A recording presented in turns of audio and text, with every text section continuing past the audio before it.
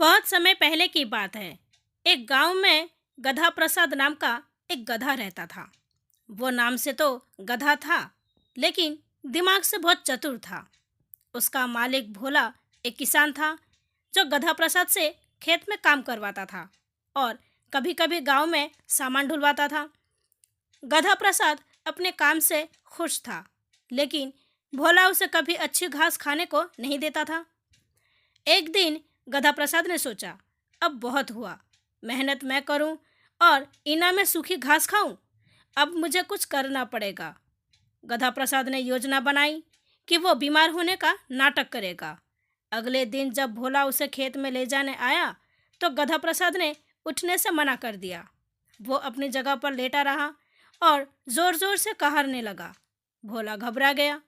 उसने कहा, अरे गधा प्रसाद, तुझे क्या हो गया? तू बीमार लग रहा है। भोला ने गांव के डॉक्टर को बुलाया।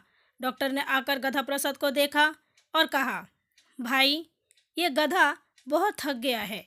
इसे कुछ दिन आराम चाहिए और अच्छी अच्छी घास खिलानी पड़ेगी। गधा प्रसाद मन ही मन बहुत खुश हुआ। अब उसे हरी भरी घास और आराम मिलने लगा।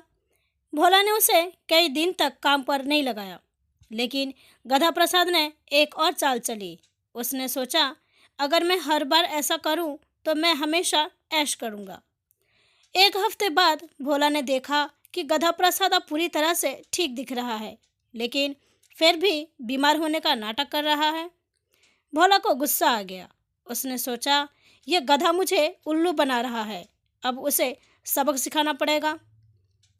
भोला ने गधा प्रसाद को एक बैलगाड़ी में बिठा दिया और जंगल की तरफ ले गया। उसने गधा प्रसाद से कहा, अगर तू काम करने के लायक नहीं है तो मैं तुझे यहाँ छोड़ देता हूँ। जंगल के जानवर तुझे खा जाएंगे। गधा प्रसाद यह सुनते ही बहुत डर गया और तुरंत खड़ा हो गया। उसने मन ही मन कहा, भोला भाई, मजाक का तो कोई सेंस ही नहीं है। गधा प्रसाद ने फिर से मेहनत करनी शुरू कर दी। उसने समझ लिया कि कभी कभी चालाकी करना ठीक है, लेकिन ज़्यादा चालाकी नुकसान कर सकती है। तो दोस्तों, आपको हमारी कहानी कैसी लगी कमेंट करके ज़रूर बताइएगा, और इसी तरह इंटरेस्टिंग कहानियाँ सुनने के लिए हमारी वीडियो को लाइक कीजिए एंड चैनल को सब्सक्राइब कीजिए। फिर मिलते हैं किसी नई कहानी के साथ। तब तक के लिए खुश रहिए और अपना ख्याल रखिए। धन्यवाद।